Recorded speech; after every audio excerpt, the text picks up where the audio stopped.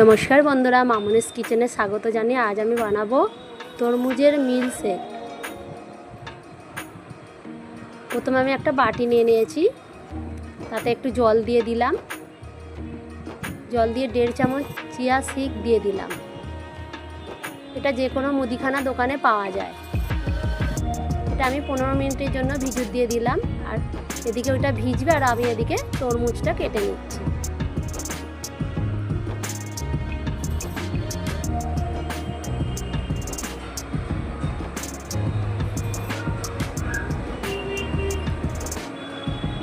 এবার আমি তরমুজটাকে ছোট ছোট করে টুকরো করে নেব।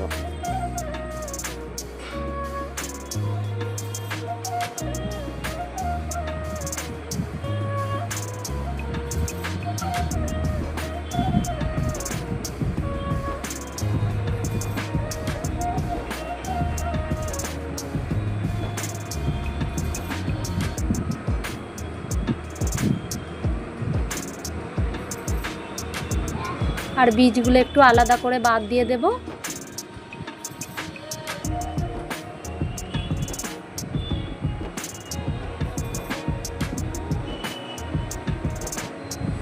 তরমুজ কাটা হয়ে গেছে। এবার আমি 2টো কাঁচের গ্লাস নিয়ে নিয়েছি, আর দুধটা আমি আগে থাকতেই ফুটিয়ে ঠান্ডা করে রেখে দিয়েছিলাম। হাফ গ্লাস করে দিয়ে দিলাম দুধগুলো।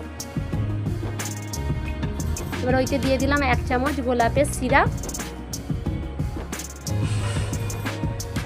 দিয়ে ভালো করে একটুখানি সিরাপটাকে গুলে নিলাম, দুধের সাথে মিশিয়ে নিলাম।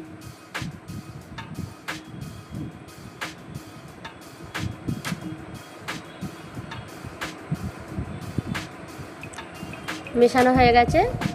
এর আমি ওই চিয়া সিডটা দিয়ে দিলাম, ভিজে গেছে, 2 চামচ করে দিয়ে দিচ্ছি।